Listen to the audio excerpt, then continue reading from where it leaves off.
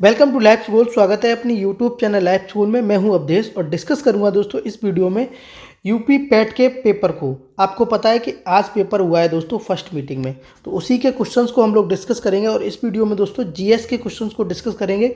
अच्छे से मैं बताऊंगा, बिल्कुल सटीक उत्तर आपको बताऊंगा। यदि आप पेपर दे के आए हैं तो मिला लीजिए, और पेपर देने जा रहे हैं तो जरूर देखिए इस वीडियो को, क्योंकि आपको मालूम पड़ जाएगा किस प्रकार के प्रश्न जो है वो बन रहे हैं। तो पहला प्रश्न है कि शिवाजी की मृत्यु के बाद मराठा राज्य में प्रभावी शक्ति चित्पावन ब्राह्मणों के एक परिवार के पास थी, जिन्होंने शिवाजी के उत्तराधिकारियों को पेशवा के रूप में सेवा दी थी। कौन सा शहर मराठा साम्राज्य की राजधानी बना? तो इसका दोस्तों ऑप्शन नंबर डी बिल्कुल सही हो जाएगा, पूना।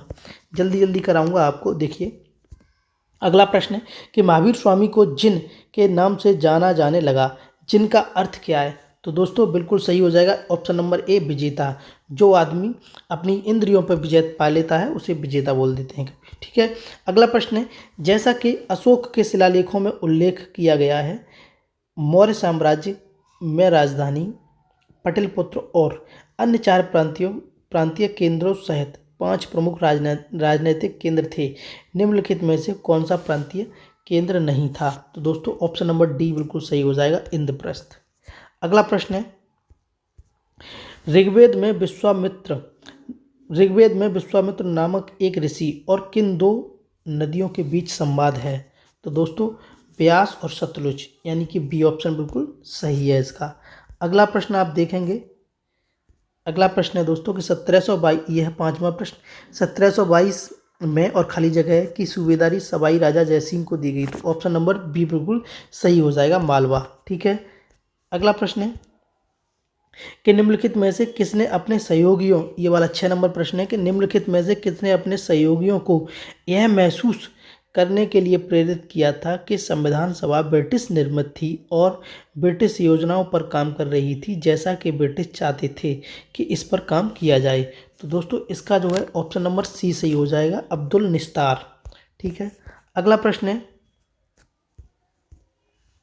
चित्तरंजन दास और मोतीलाल नेहरू ने परिषद राजनीति में वापसी पर बहस करने के लिए कांग्रेस के भीतर निम्नलिखित में से किस राजनीतिक दल का गठन किया था? दोस्तों ऑप्शन नंबर बी बिल्कुल सही है, स्वराज पार्टी का, ठीक है।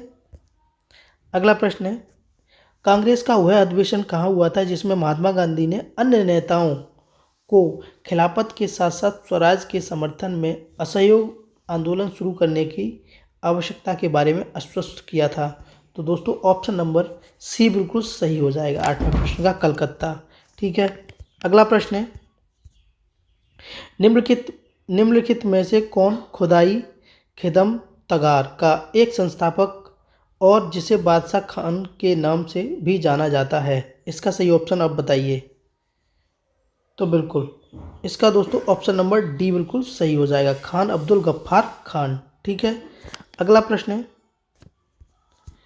1913 में हिंदुस्तान गदर पार्टी का मुख्यालय कहाँ स्थापित हुआ? तो दोस्तों option number D San Francisco में है, ठीक है।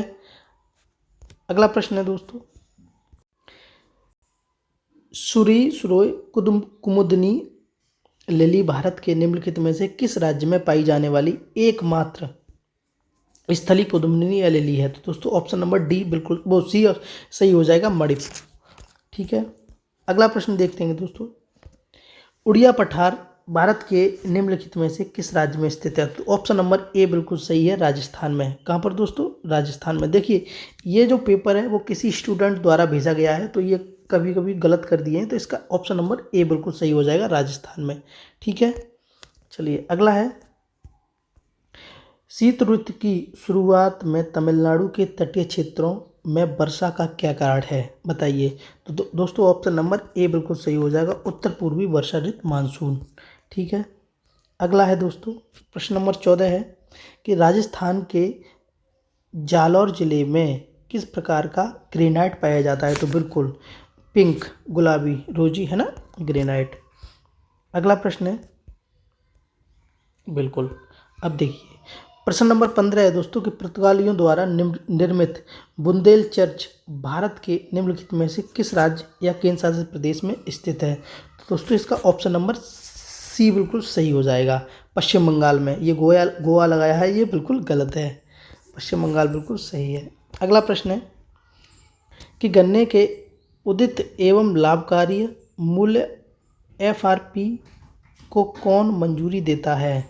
तो ऑप्शन नंबर इसका बिल्कुल दोस्तों, ऑप्शन नंबर इसका डी सही हो जाएगा दोस्तों, है ना, कृषि लागत और कृषि आयोग, है ना। अगला प्रश्न है, पढ़िए। निम्नलिखित में से कौन सा एक भारतीय श्रम कानून और सामाजिक सुरक्षा उपाय है जिसका उद्देश्य काम करने का अधिकार, राइट टू वर्क की गारंटी देता है? ए ऑप्शन है भारतीय प्रबंधन संस्थान अधिनियम, बी है महात्मा गांधी राष्ट्रीय ग्रामीण रोजगार गारंटी अधिनियम, सी है दोस्तों वेतन भुगतान संशोधन अधिनियम 2017 और डी है दोस्तों नागरिकता अधिनियम। तो इसका सही आंसर आप लोग बताइए। तो बिल्कुल इसका दोस्तों बी ऑप्शन बिल्कुल सही है ना, बी ऑप्शन बिल्कुल सही है। अगला है, स्वर्ण क्रांति भारत में निम्नलिखित में से किस कृषि क्षेत्र में विकास के लिए जिम्मेदार है? बताइए। स्वर्ण क्रांति की बात करते हैं हम लोग दोस्तों, तो इसका सही आंसर क्या हो जाएगा? तो बिल्कुल इसका सही आंसर ए ऑप्शन बागवानी, इसका ऑप्शन नंबर ए बागवानी हो जाएगा। ठीक है, चलिए अगला है,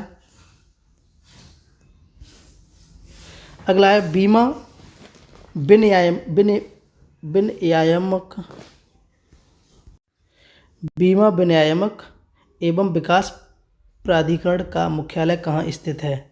बताइए ऑप्शन। तो इसका ऑप्शन नंबर डी बिल्कुल सही हो जाएगा, हैदराबाद में। कहाँ पर दोस्तों? हैदराबाद में। अगला प्रश्न है,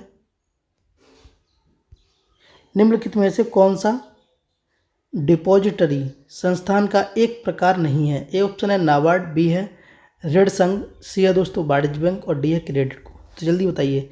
तो नहीं है पूछा है, ठीक है। तो इसका दोस्तों ऑप्शन नंबर ए बिल्कुल सही हो जाएगा, नाबार्ड। क्या हो जाएगा? नाबार्ड। चलिए अगला है, अगला प्रश्न है, एक व्यक्ति जो संसद का सदस्य नहीं है उसे राष्ट्रपति द्वारा अधिकतम कितने महीनों के लिए मंत्री के रूप में नियुक्त किया जा सकता है? इसका ऑप्शन दोस्तों ऑप्शन नंबर बी बिल्कुल सही हो जाएगा, है ना।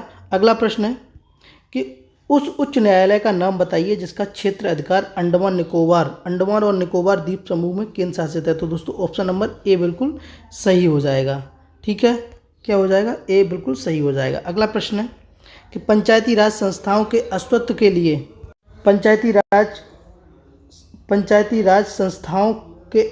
के लिए भारत की संसद द्वारा 73वां और 74वां संवैधानिक संशोधन कब पारित किया गया? तो दोस्तों इसका ऑप्शन नंबर सी सही हो जाएगा, दिसंबर 1992 में, ठीक है। दिसंबर 1992